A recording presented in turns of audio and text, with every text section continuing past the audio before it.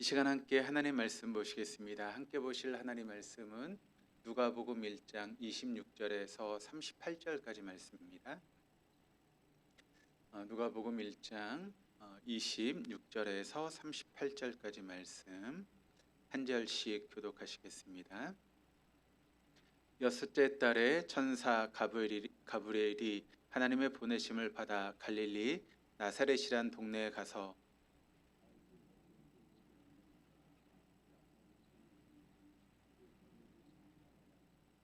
그에게 들어가 이르되 은혜를 받은 자여 평안할지어다 주께서 너와 함께 하시도다 하니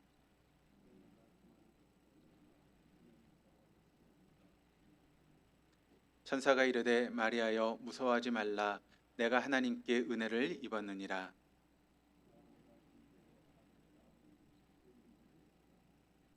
그가 큰 자가 되고 지극히 높으신 이의 아들이라 일컬어질 것이요 주 하나님께서 그 조상 다윗의 왕위를 그에게 주시리니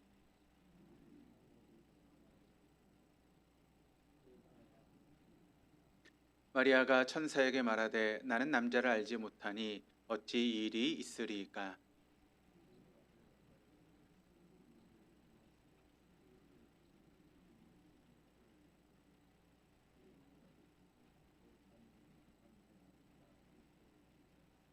보라 내 친족 엘리사벳도 늙어서 아들을 배었느니라. 본래 임신하지 못한다고 알려진 이가 이미 6달이 되었나니.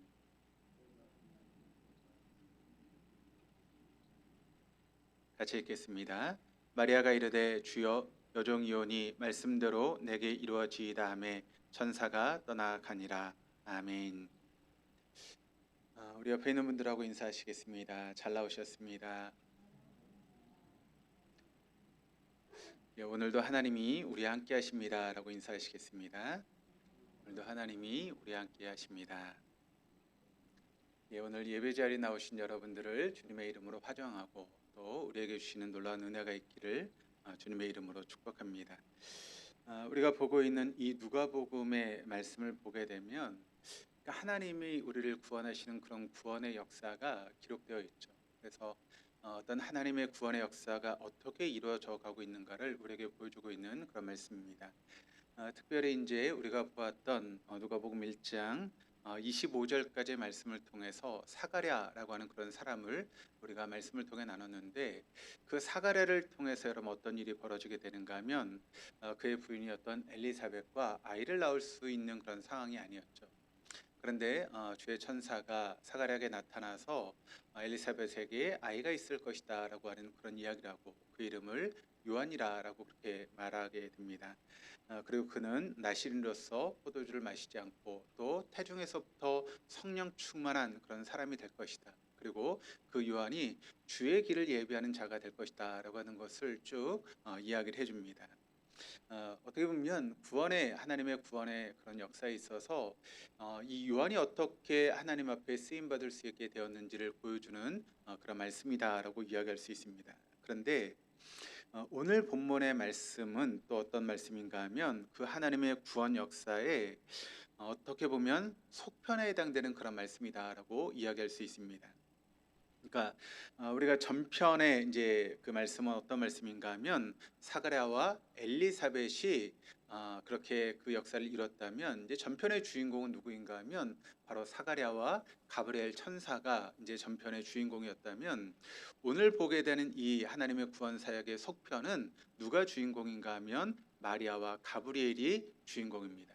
그리고 전편의 그 배경을 보게 되면 어떤 배경 가운데 그 말씀이 이루어지고 있는가 하면 바로 하나님의 성전 안에서 그 말씀이 지금 이루어지고 있죠. 그런데 속편인 오늘 말씀을 보면 어디서 지금 그 역사가 이루어지고 있는가 하면 갈릴리의 나사렛이라고 하는 그런 벽촌의 한 가정 안에서 그 역사가 이루어지고 있는 것을 보게 됩니다. 그래서 전편의 그런 이야기가 이제 영화로 따진다면 어떻게 이야기할 수 있는가 하면, 헐리우드에서 여러분 굉장히 많은 돈을 들여서 영화를 만들지 않습니까? 그런 영화를 뭐라고 이야기를 하는가 하면 블록버스터라고 그렇게 이야기를 하죠. 그러니까 전편의 이야기가 블록버스터와 같은 그런 이야기라면, 후편에 이제 그 속편에 나오고 있는 오늘 본문에 나오고 있는 이 영화는 이제 뭐라고 이야기할 수 있을까요? 저가 독립 영화라고 이야기할 수 있을 것 같습니다. 그래서 어떻게 보면 어떤 의미에서 보면 저예산으로 이렇게 영화를 만드는 그런 영화라고 이야기할 수 있죠. 전편은 예고편에 불과했다면 오늘 본문의 말씀인 이 본문의 말씀이 어떻게 보면 본편이라고 할 수 있는 가장 중요한 말씀을 하고 있는데 그 내용을 통해서 우리가 보게 되면 이제 전편에 이제 그 내용들이 주인공이 누구인가 하면 주님이 오시는 길을 준비했던 요한이 그 주인공이었다면 오늘 우리가 보고 있는 속편 이 말씀의 주인공은 바로 그분 바로 예수님이 주인공이 되고 있다라고 하는 것을 우리가 알 수 있게 됩니다. 여러분 한번 생각해 보시기를 바랍니다. 전편의 주인공이 사가랴였고 또 속편의 주인공이 마리아였다라고 하면 사실 사가랴와 마리아라고 하는 사람은 엄청난 신분의 차이가 있었다라고 하는 것을 우리가 보게 되죠. 여러분 사가랴라고 하는 사람은 어떤 사람이었습니까? 바로 그 당시 이스라엘 백성들에게 존경을 받던 제사장 아니었습니까? 그런데 마리아라고 하는 여인을 우리가 보게 되면 그 여인은 그 유대 지역에서 가장 천한 직업 중에 하나가 무엇인가 하면 목수라고 하는 그런 직업이 이 유대 땅에서 가장 천한 직업 중에 하나입니다. 우리로 따지면 백정과 같은 그런 직업이죠. 그런데 그 목수였던 요셉과 정혼한 이름 없는 그런 여인, 그것이 바로 마리아 아니겠습니까? 제사장으로서 성전의 성소의 분향을 맡았던 사가랴는 가브리엘 천사를 통해서 주의 길을 예비하는 요한이 태어나게 될 것이다라고 하는 소식을 들었습니다. 그리고 임신이 불가능했던 엘리사벳이 그 이야기대로 임신을 하게 되었고 또 그 임신을 한 상태에서 6개월의 시간이 이제 흘러가게 됐는데 그때 어떤 일이 일어나게 됐는가를 오늘 본문 말씀이 우리에게 증거하고 있는데 우리 한번 같이 한번 1장 26절 말씀을 같이 한번 읽어보도록 하시겠습니다. 여섯째 달에 천사 가브리엘이 하나님의 보내심을 받아 갈릴리 나사렛이란 동네에 가서 자, 여섯째 달이라고 하는 말은 어떤 의미인가 하면 요한이 이제 잉태된 지 여섯째 달이 되는 그런 시기가 되었다라고 하는 것을 우리에게 보여주고 있는 것이죠. 그런데 사가랴에게 요한이 태어날 것이라고 하는 것을 알려주었던 천사 가브리엘이 이제 하나님의 보내심을 받게 됩니다. 그리고 어디로 가게 되는가 하면 갈릴리 나사렛이란 동네에 가서 이제 가게 되는 것이죠. 그런데 이 갈릴리 나사렛, 그러니까 나사렛이라고 이야기해도 되는데 왜 굳이 갈릴리라고 하는 말을 쓰고 있는가 하면 이 나사렛이라고 하는 동네가 이제 유대인들에게도 그다지 알려지지 않은 그런 지명이기 때문에 그렇죠. 여러분 혹시 근남면이라고 들어보셨습니까? 전혀 못 들어보셨군요. 네. 그 근남면이라고 하는 동네가 있는데 이 동네를 이제 근남면 하면 여러분 잘 모르시잖아요. 그러니까 이제 어떻게 소개를 해야 되는가 하면 철원군 근남면. 그럼 이제 어딘지 이제 짐작이 가시죠. 그러니까 지금 그거하고 똑같습니다. 나사렛 하면 유대인들이 알아듣지 못합니다. 그게 어디야? 라고 할 수 있는 것이죠. 그런데 이제 근남면 하면 못 알아듣지만 철원군 근남면 하면 알아듣는 것처럼 갈릴리 나사렛 하면 갈릴리 지역에 어디 있는 동네인가 보다라고 그렇게 생각하게 되는 것이죠. 그 정도로 여러분 이 나사렛이라고 하는 동네는 우리는 잘 알고 있잖아요. 그렇죠? 왜 잘 알고 계십니까? 예수님이 태어난 동네니까 우리는 잘 알고 있죠. 그러니까 성경을 알고 있는 우리는 나사렛이라고 하는 동네를 잘 알고 있는데 그런데 그 당시 예수님이 이제 태어나시려고 하는 그 당시에 나사렛이라고 하는 동네는 유대인들조차도 잘 알지 못하는 그런 벽촌에 있는 그런 작은 마을이었다라고 하는 것이죠. 그래서 여러분 우리가 구약 성경을 보면 구약 성경에 나사렛이라고 하는 그런 지명이 단 한 번도 등장하지 않습니다. 그러니까 신약에 와서야 예수님이 태어나는 동네로서 이제 등장하는 것이지 구약의 나사렛이라고 하는 동네는 단 한 번도 등장하지 않는 것이죠. 베드로와 안드레가 이제 예수님의 제자가 되고 또 같은 동네에 살았던 빌립이 그 제자가 되고 나서 같은 동네에 살았던 나다나엘이라고 하는 사람에게 이제 예수님을 이제 소개하는 그런 장면이 나오고 있습니다. 요한복음 1장 45절이 세 번역으로 이렇게 번역을 하고 있는데 우리 한번 같이 한번 읽어보실까요? 모세가 율법책에 기록하였고 예언자들이 기록한 그분을 우리가 만났습니다. 그분은 나사렛 출신으로 요셉의 아들 예수입니다. 그러니까 베드로와 안드레 그리고 이제 빌립이 예수님의 제자가 되고 나서 예수를 만났다라고 하는 그 사실을 이제 나다나엘이라고 하는 사람에게 이제 이야기한 것이죠. 그랬더니 그 이야기를 들었던 나다나엘의 반응이 여러분 어떤 반응을 하죠? 우리가 잘 알고 있는 말씀인데 뭐라고 이야기를 합니까? 뭐라고 이야기하죠? 나사렛에서 무슨 선한 것이 날 수 있느냐라고 하는 그런 대답을 하지 않습니까? 그러니까 유대인들의 입장에선 나사렛 거기는 선한 것도 날 수 없는 아주 시골 총구석 그렇게 이야기할 수 있는 것이죠. 우리가 성경의 말씀을 보면 하나님께 이제 소명을 받은 이제 선지자들과 예언자들이 이제 나오지 않습니까? 그런데 그 선지자나 예언자들의 그런 소개를 하면서 그가 어느 지방 출신인지를 이제 소개하는 그런 장면들을 우리가 보게 되죠. 예를 들어서 엘리야 선지자는 길앗의 디셉 출신 엘리야 선지자라고 그렇게 소개하고 있고, 또 예레미야 선지자는 아나도 출신의 그런 사람이다라고 하는 것을 소개하고 있습니다. 또한 다윗이 여러분 역사의 무대에 등장했던 골리앗과의 싸움이 있었던 그 장소를 이제 소개할 때 뭐라고 소개하는가 하면 엘라 골짜기에서 그런 역사가 있었다라고 하는 것을 보여주고 있지 않습니까? 또 바벨론의 포로로 끌려갔던 에스겔 선지자가 하나님의 주셨던 말씀을 받았던 곳은 어디인가 하면 바로 그발 강가였다라고 하는 것을 이야기를 하고 있습니다. 그러니까 어떤 사건이 벌어지게 되었을 때 언제나 하나님은 그 지역이 어떤 지역이었는지를 우리에게 소개하고 말씀하고 있다는 것이죠. 또 하나님께서 어떤 선지자를 부르시고 또 어떤 사람을 쓰실 때에도 그 사람이 어느 지역의 출신의 사람인지를 그렇게 소개하면서 이야기하고 있는 것을 우리가 보게 됩니다. 이처럼 성경이 하나님의 말씀이 들려진 곳과 또 하나님의 역사가 일어난 곳을 구체적으로 밝히는 이유는 여러분 무엇 때문에 그렇게 밝히고 있을까요? 왜 굳이 여러분 그가 어디 출신인지 이야기하지 않아도 될 텐데 그 사건이 어디에서 일어났는지를 우리가 그다지 알지 않아도 될 텐데 왜 굳이 성경 그가 어디 출신이고 그 사건이 어떤 지역에서 일어난 사건이다라고 하는 것을 구체적으로 우리에게 이야기하고 있는 이유는 무엇 때문이겠습니까? 바로 하나님의 역사하심은 바로 이 땅 그리고 세상의 역사 속에서 일어나는 사건이기 때문에 그렇습니다. 그래서 여러분 우리가 두 발을 딛고 서 있는 이곳이 바로 하나님의 역사의 현장이다라고 하는 것을 우리는 언제나 잊지 말아야 됩니다. 그래서 여러분 내가 가정에 있든지 혹은 일터에 있든지 어느 곳에 있든지 바로 우리가 머무는 그곳이 바로 하나님 역사의 현장이 된다라고 하는 것을 우리는 잊지 말아야 되는 것이죠. 그러므로 여러분 우리가 지금 어디 있느냐라고 하는 것은 중요하지 않습니다. 그곳은 내가 하나님의 통로로서 삶을 살고 있느냐 아니냐라고 하는 것이 중요합니다. 그것이 가정이 되었든 혹은 일터가 되었든 어느 곳이 되었든 우리 하나님의 역사가 일어날 수 있는 그런 통로로서 우리가 서 있는 자리가 되어줄 수 있도록 우리의 삶을 갖고 갈 수 있어야 된다는 것이죠. 내가 서 있는 곳이 여러분 다른 사람들이 다 인정해주는 좋은 자리일 수 있고 또 내가 서 있는 곳이 다른 사람들이 무시하는 자리일 수도 있습니다. 그러나 하나님 역사에는 그 장소에 방해를 받지 않습니다.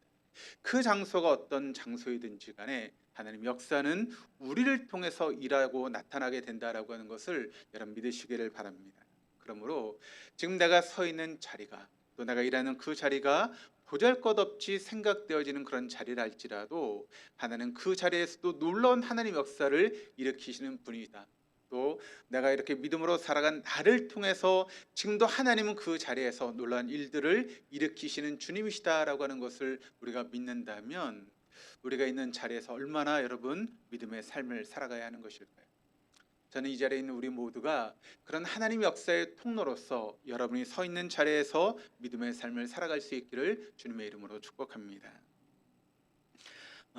계속해서 27절이 이렇게 증거하고 있습니다.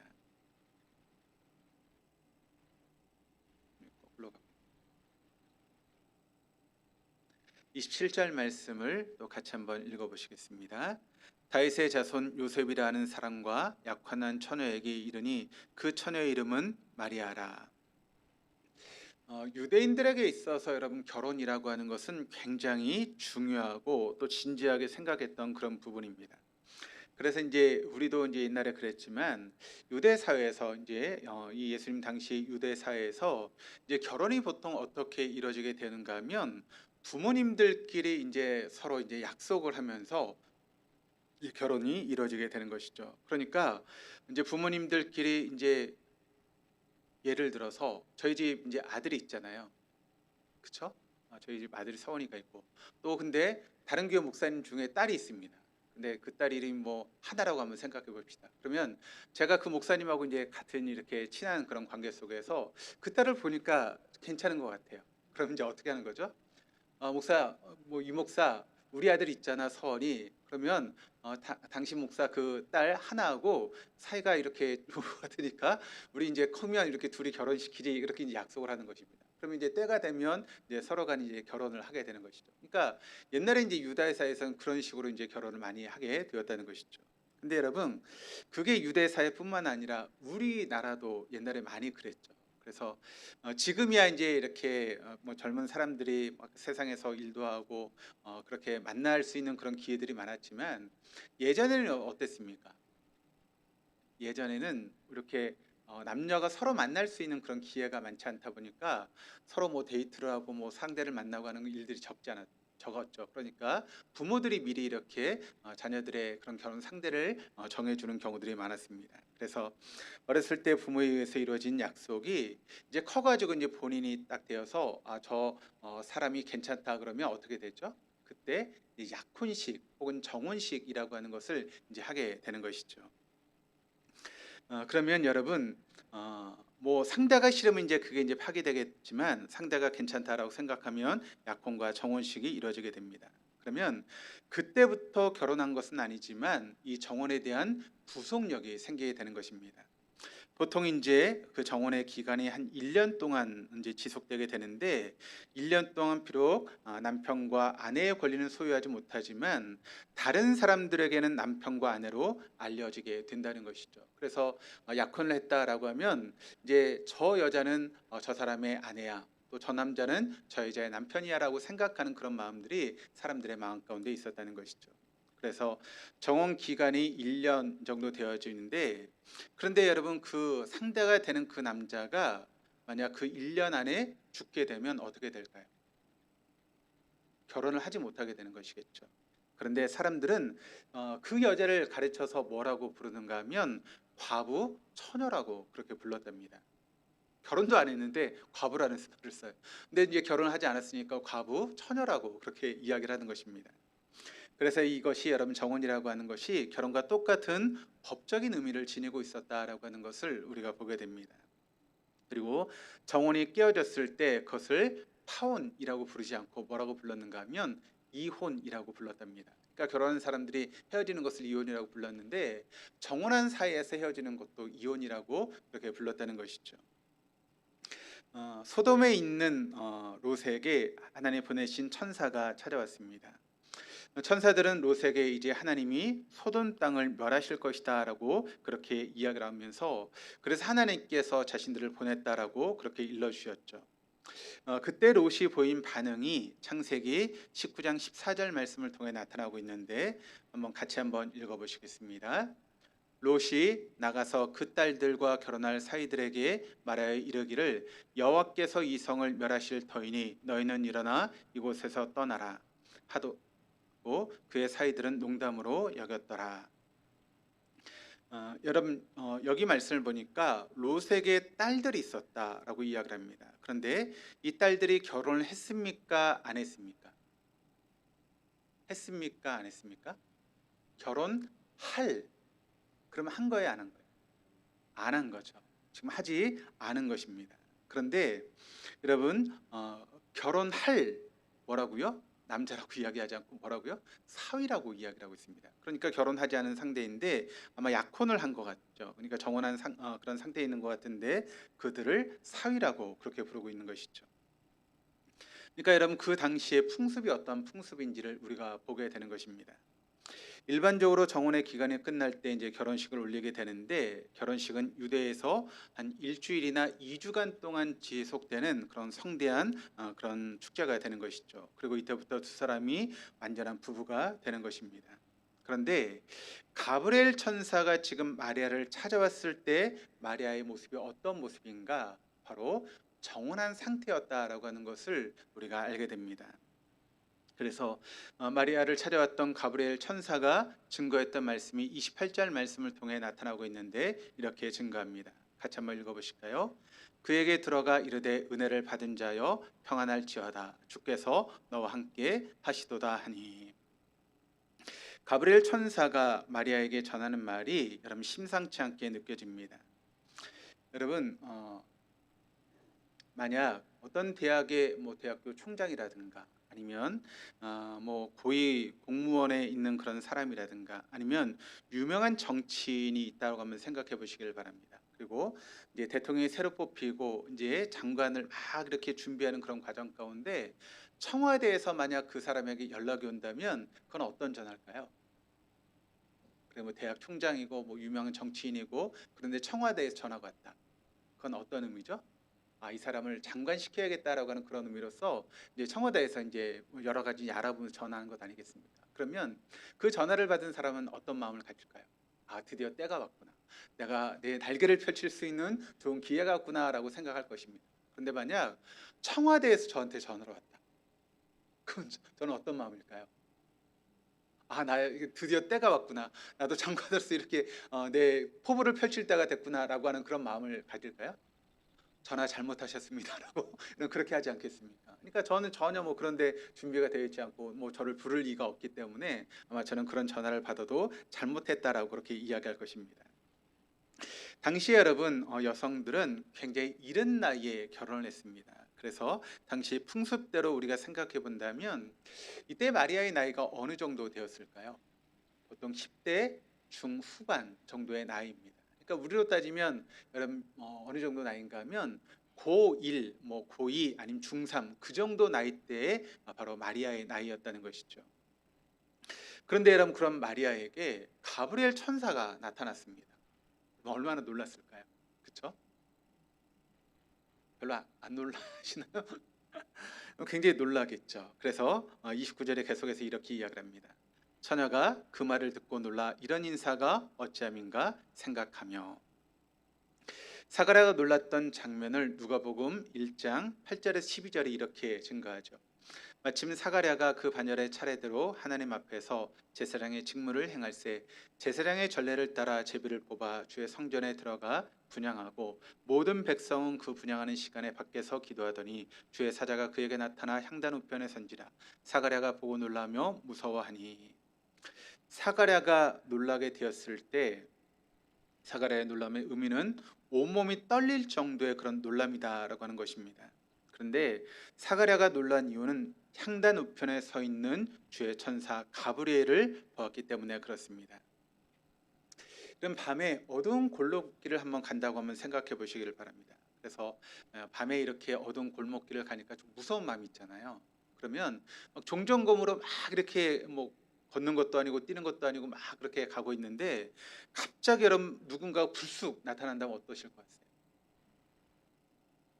우리 성도님들은 담대해서 놀라지 않으시는군요. 그렇게 되면 여러분 우리의 마음가운데 깜짝 놀라는 그런 마음이 있게 되지 않겠습니까? 지금 사가랴의 놀람은 그런 놀람이었다라고 하는 것을 우리가 보게 되죠. 그런데 마리아의 놀람은 그 정도의 놀람이 아니었다라고 하는 것입니다. 온몸이 떨릴 뿐만 아니라 뼛속까지 온 신경이 놀라는 그런 놀람이었다는 것입니다. 그런데 이 마리아가 그렇게 놀랐던 것은 가브리엘 천사가 나타났기 때문에 놀랐지만 그 가브리엘 천사가 전하고 있는 그 말 때문에 바로 마리아가 더 놀라게 되었다는 것입니다. 그런데 그렇게 놀랐던 마리아는 그 가브리엘 천사가 이야기하고 있는 그 의미를 깊이 생각했습니다. 왜 나에게 은혜를 받은 자라고 이야기를 할까? 그리고 왜 나에게 평안하라고 이야기를 할까라고 그와 같은 이야기를 생각하게 되는 것이죠. 여러분 우리가 성경을 읽을 때나 또 예배 시간에 설교를 들을 때 우리가 이제 잘 아는 그런 말씀을 읽을 때가 있고 또 잘 아는 본문의 말씀을 가지고 말씀을 증거할 때가 있지 않습니까? 그러면 내가 잘 아는 말씀을 읽게 되거나 또 설교를 들으면 이런 우리의 마음에 어떤 마음이 있죠? 어떤 마음이 있습니까? 아, 저거 내가 잘 아는 말씀. 그런 마음이 있으면 그 설교를 여러분 잘 들으려고 합니까? 아이, 저건 내가 잘 알고 있지. 그런 마음 때문에 잘 듣지 않는 경우들이 종종 있습니다. 또 어느 때는 전혀 모르는 말씀을 읽을 때나 또 설교를 들을 때가 있죠. 그럼 또 어떤 마음이 생깁니까? 이건 전혀 모르는 말인데 그러면서 아예 들으려고 하지 않는 그런 마음도 우리에게 있을 수 있다는 것입니다. 그러나 여러분, 우리가 어떤 말씀을 읽거나 들을 때 그 말씀이 내게 지금 어떤 의미가 있는지를 우리가 깊이 생각하면서 그 말씀을 읽을 수 있어야 된다는 것입니다. 왜냐하면 여러분, 똑같은 말씀을 우리가 읽을 때도 언제 그 말씀을 읽냐에 따라서 그 말씀의 의미가 달라지기 때문에 그렇습니다. 제가 이제 큐티를 하면서 이제 그때 받았던 은혜의 그런 부분들을 이제 적어 놓는 경우들이 종종 있습니다. 그러면 이제 시간이 지나서 이제 그 말씀을 이제 보면서 예전에 있었던 큐티 말씀을 이제 다시 보게 되죠. 그러면 그때 적어놨던 그 말씀, 그때 정말 은혜를 받아서 막 이렇게 적어놨던 그 말씀을 딱 보게 되면 지금 어떨까요? 그 말씀이 제게 은혜가 될까요? 은혜가 되는 경우도 있지만 은혜가 되지 않는 경우도 있습니다. 왜 그럴까요? 그때의 상황과 지금의 상황이 다르기 때문에 그렇습니다. 그러니까 그때의 상황 가운데 이 말씀이 그때는 은혜가 되었는데 지금 제 상황이 전혀 다르거든요. 그러다 보니까 그 말씀이 그 은혜로 제게 다가오지 않는 것이죠. 그러므로 여러분, 내가 잘 알고 있는 말씀이라 할지라도 어떤 상황 가운데 내가 그 말씀을 듣고 있냐에 따라서 그 말씀의 의미가 다르게 우리에게 다가올 수 있습니다. 그러므로 어떤 말씀을 듣거나 읽을 때 지금 그 말씀이 내가 어떤 의미를 가지고 있는가를 생각하면서 말씀을 읽고 또 말씀을 듣게 된다면 우리가 그 말씀을 통해 큰 은혜를 받게 되는 것이죠. 마리아에게 가브리엘 천사가 나타났고 얼마 후에 요셉은 약혼녀 마리아가 임신하게 되었다라고 하는 소식을 알게 되었습니다. 그런데 그때 요셉에게 일어났던 일을 마태복음 1장 20절이 이렇게 증거합니다. 우리 한번 읽어보실까요? 이 일을 생각할 때 주의 사자가 현몽하여 이르되 다윗의 자손 요셉아, 내 아내 마리아 데려오기를 무서워하지 말라. 그에게 잉태된 자는 성령으로 된 것이라. 아마 요셉의 입장에서 한번 생각해 보시길 바랍니다. 지금 정혼한 마리아, 그러니까 결혼하지 않았지만 결혼과 똑같은 부속력을 가지고 있다라고 말씀을 드렸죠. 그런데 그 마리아가 지금 임신을 했습니다. 그런데 그 아이의 아버지가 자기가 아닙니다. 그럼 여러분, 요셉에게 어떤 마음이 있었을까요? 그래서 여기도 보면 이를 생각할 때 바로 그 일 속에서 요셉이 많은 생각을 하게 되었을 것입니다. 그 얘기를 들었을 때 처음에는 굉장히 당혹스러웠을 것이고 또 여러 가지 근심이 생기게 되었을 것이고 또 두려운 마음도 있었을 것입니다. 내가 어떻게 해야 되나? 그냥 결혼을 해야 되는 것인가? 아니면 파혼을 해야 되는 것인가? 또 파혼의 그런 이유가 누구에게 있는지 그것을 말해야 될 텐데 뭐라고 이야기해야 되나? 너무나 괘씸하니까 그 마리아가 다른 남자의 아이를 배웠다라고 이야기를 해야 되는 것인가? 아니면 그래도 그 여자를 보호하기 위해서 그 책임이 나에게 있다라고 얘기를 해야 되는 것인가? 그러니까 여러 가지 생각들을 아마 요셉이 하고 있었을 것입니다. 그런데 여러분, 그때 주의 사자가 요셉에게 나타나게 된 것이죠.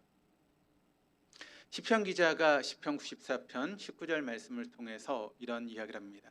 내 속에 근심이 많을 때 주의 위안이 내 영혼을 즐겁게 하시나이다. 여러분, 우리의 인생은 근심이 떠나지 않는 인생이죠. 그렇죠, 여러분? 여러분 인생을 살아오시면서 느껴보셨지만 어떤 일이 하나 이제 터지게 되면 그것 때문에 근심을 합니다. 그래서 여러 가지 모양으로 그 일을 해결하고 나면 다시는 그런 근심이 없을 것처럼 우리가 생각하지만 또 다른 문제가 생기고 또 다른 근심이 우리에게 찾아오지 않습니까? 그래서 여러분, 우리의 코끝에서 호흡이 멈추는 그 순간까지 우리가 이 땅을 살아가는 동안 우리에게는 근심이 떠나지 않는 인생을 살아갈 수밖에 없습니다. 그런데 그런 상황 속에 있게 될 때 가만히 하나님을 바라보시길 바랍니다. 그때 틀림없이 하나님 말씀하시는 세미한 음성을 우리가 들을 수 있게 될 것입니다. 그래서 시편 기자도 이렇게 이야기를 하죠. 내 속에 근심이 많을 때 주의 위안이 내 영혼을 즐겁게 하시나이다. 그러니까 그 근심 속에서 이 시인이 하나님을 바라보게 되었을 때 자신에게 들려오는 세미한 음성을 듣게 되었고, 그 음성 때문에 그가 위로를 얻고 또 그 영혼이 즐겁게 되었다라고 하는 것입니다. 지금 여러분에게 어떤 근심이 있으십니까? 그 근심 가운데 주님을 바라보시기를 바랍니다. 그 근심을 가지고 주님 앞에 나아가시기를 바랍니다. 그때 우리에게 들려주신 주님의 세미한 음성을 여러분이 듣게 될 것입니다. 그리고 그 음성을 듣게 되면 아무리 우리가 큰 근심과 어려움이 있다 할지라도 그것을 넉넉히 이겨낼 수 있는 힘과 용기와 기쁨이 우리에게 주어지게 될 줄로 믿습니다. 가브리엘 천사가 마리아를 찾아간 이유는 그녀가 이스라엘에서 여러분 가장 뛰어난 미모를 소유했기 때문도 아니었습니다. 그녀가 사회적으로 높은 위치에 있었기 때문도 결코 아니었습니다. 경제적으로 뛰어난 사람도 아니었습니다. 여러분, 유대 땅에서도 이름이 알려지지 않았던 나사렛, 그것도 가장 천한 직업이었던 목수의 그런 정원한 여인, 그러니까 여러분 뭐 하나 내세울 수 있는 것이 아무것도 없었던 여인이었죠. 더군다나 그녀가 하나님 앞에 하나님 제가 메시아를 잉태하게 해달라고 기도한 것도 아니었습니다. 그런데 하나님께서 일방적으로 마리아를 선택하시고 그에게 은혜를 부어주신 것입니다. 여러분, 하나님 우리를 찾아오실 때 그럼 어떻게 찾아오실까요? 우리 어떤 조건을 보시고 하나님께서 우리를 찾아오십니까? 너 이 정도 조건을 가지고 있으니까 내가 너 찾아갈게. 너 서울에 아파트 하나는 가지고 있으니까 내가 너 만나줄게. 그러면서 하나님께서 우리를 찾아오십니까? 그렇지 않죠. 그러면 하나님 우리를 찾아오실 때는 어떤 조건도 보지 않고 우리를 찾아오시는 그런 분이십니다. 때로는 하나님 저를 좀 만나주세요라고 그렇게 기도하지 않았음에도 불구하고 일방적으로 하나님께서 우리를 찾아오시고 우리를 만나주시고 우리의 삶 가운데 역사하시는 것입니다. 하나님의 은혜 베풀어 주심은 언제나 우리 예상을 뛰어넘어서 역사하실 때가 많습니다. 전혀 기대하지 않았던 상황 가운데, 전혀 상상하지도 못했던 그런 상황 가운데 우리에게 찾아오시고 우리의 삶 가운데 역사하시는 것을 우리가 경험하게 되는 것이죠. 한센병 환자였던 나만 장군도 전혀 기대하지 않았던 하나님의 은혜를 받은 사람 아니겠습니까? 그가 한센병을 고침받았던 상황을 열왕기하 5장 1절에서 3절이 이렇게 증가합니다. 아람 왕의 군대 장관 나아만은 그의 주인 앞에서 크고 존귀한 자니 이는 여호와께서 전에 그에게 아람을 구원하게 하셨습니다. 그는 큰 용사이나 나병 환자더라. 전에 아람 사람이 떼를 지어 나가서 이스라엘 땅에서 어린 소녀 하나를 사로잡음에 그가 나아만의 아내에게 수종들더니 그의 여주인에게 이르되 우리 주인이 사마리아에 계신 선지 앞에 계셨으면 좋겠나이다. 그가 그 나병을 고치리이다 하는지라. 여러분, 지금 그 이스라엘의 여종이 지금 나오고 있죠. 그런데 이 여종의 입장에서 한번 생각을 해보면 이 나만이라고 하는 장군이 좋아 보일까요? 좋아 보이지 않을까요? 어떻게 생각되십니까? 이 이스라엘 여종이 자신의 주인이었던 나아만이 좋아 보입니까? 좋아 보이지 않습니까? 좋아 보이지 않죠. 왜 그렇습니까? 지금 포로로 끌려왔거든요. 그러니까 자신의 집에서 잘 살고 있던 이 소녀가 이 나만 장군에 의해서 포로가 되어서 끌려와서 지금 여종이 되고 그 주인의 수종을 드는 그런 상태가 되어. 그러니까 내가 끌려왔기 때문에 지금 가족들하고 다 헤어졌습니다. 또 그 과정 가운데 부모님이 죽음을 당할 수도 있었고 또 다른 곳에 노예로 팔려갈 수도 있는 그런 상황이니 그러면 그 나만이 좋아 보이겠습니까? 좋아 보이지 않겠습니까? 좋아 보이지 않는 것이 당연하죠. 오히려 그 나만 장군이 나방에 들었을 때 쌤통이다라고 그런 마음을 가지는 것이 여러분 당연한 그런 마음 아니겠습니까? 그런데 이 소녀가 자기 여주인에게 지금 뭐라고 이야기를 합니까? 이스라엘 사마리아에 선지자가 계신데 나만 장군이 그분 앞에 계시면 나을 수가 있을 것입니다라고 하는 그런 이야기를 해주고 있습니다. 여러분, 겉으로 보면 나만 장군과 소녀는 지금 비교가 되지 않죠. 한 나라의 그런 장군이었고 또 군사의 모든 것을 가지고 있는 큰 사람이었습니다. 그리고 이 여자애는 너무나 이름도 없고 볼품도 없는 그런 여종이었습니다. 둘을 비교한다라고 하는 것은 말이 되지 않는 것이죠. 그런데 나만에게는 권력과 부가 있지만 이 소녀에게는 몸뚱아리밖에 없었습니다. 그런데 여러분, 은혜가 어디서 어디로 흘러갔습니까? 많은 것을 가지고 높은 자리에 있었던 나만에게서 여러분 그 보잘것없는 소녀에게 흘러갔습니까? 아니죠.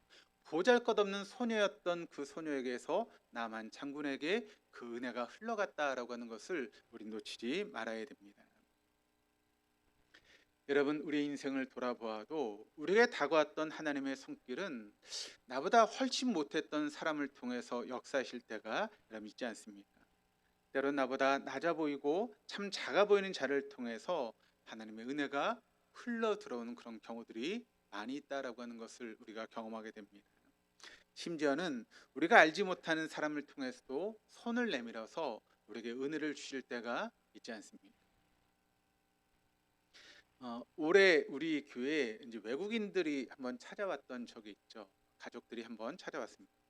전혀 우리가 상상하지 못했던 그런 외국인 가족이 일부 예배에 와서 함께 예배를 드리고 또 돌아갔습니다. 근데 그들이 이렇게 돌아가면서 헌금을 하고 왔습니다. 그리고 헌금에 먼 이국 땅에서 이렇게 우리 교회에 찾아와서 이렇게 예배를 드리면서 들었던 말씀, 또 우리 교회가 정말 하나님의 은혜 가운데 복을 받는 교회가 되었으면 좋겠다라고 하는 그런 내용을 적어서 헌금을 했던 것을 기억합니다. 여러분, 우리가 그분들에게 오라고 했습니까? 그런 것도 아니었죠. 한 번도 보지 못했던 그런 사람이었고, 그 나라가 이제 미국 땅에서 이제 오신 분들인데, 그 미국 땅에서 여러분 한국 땅을 찾아온 것도 신기한데, 한국 땅에 얼마나 많은 여러분 교회들이 있습니까? 그런데 그 교회 중에서 우리 교회를 찾아와서 함께 예배를 드리고, 어떻게 보면 그 이렇게 그 썼던 그 내용을 읽으면서 참 은혜가 되고 또 힘이 되었던 그런 말씀이었죠. 그러니까 하나님께서 우리에게 은혜를 주실 때 전혀 생각하지 못했던, 때로는 우리가 전혀 알지 못했던 그런 사람을 통해서 하나님께서 우리에게 은혜를 부어 주실 때가 있다라고 하는 것을 우리가 알게 됩니다. 예수 그리스도를 이 땅에 보내시는 하나님의 구원의 역사는 너무나 벽촌, 그러니까 이스라엘 사람들도 알지 못했던 그런 벽촌의 무명의 여인이었던 마리아에게서 본격적으로 시작되었습니다. 그렇다면 여러분, 이 시대의 마리아들은 누구일까요? 우리가 지금 살고 있는 이 시대의 마리아는 누구이겠습니까? 바로 우리 각자가 마리아입니다. 마리아가 예수 그리스도를 품었던 것처럼 우리 모두는 예수 그리스도를 모신 사람들이기 때문에 그렇습니다. 우리가 이런 삶을 살 수 있게 된 것은 하나님께서 우리에게 일방적으로 베풀어 주시는 은혜가 있었기 때문에 가능했다라고 하는 것을 여러분 잊지 마시기를 바랍니다. 그러므로 이 은혜를 우리가 수용하는 순간부터 우리의 인생에는 전편과 비교할 수 없는 불가능한 하나님이 역사하시는 감동의 속편이 이루어지게 되는 것입니다. 여러분 지금까지 어떤 삶을 살았든지 그보다 더 중요한 것은 이런 놀라운 하나님의 은혜를 우리가 수용하게 될 때 우리가 상상할 수도 없는 그런 놀라운 하나님의 속편의 역사가 우리의 삶을 통해 이루어지게 된다라고 하는 것을 여러분 기억하시기를 바랍니다. 또 그런 삶을 살아갈 수 있는 우리 동독의 모든 교우들 다 될 수 있기를 주님의 이름으로 축복합니다.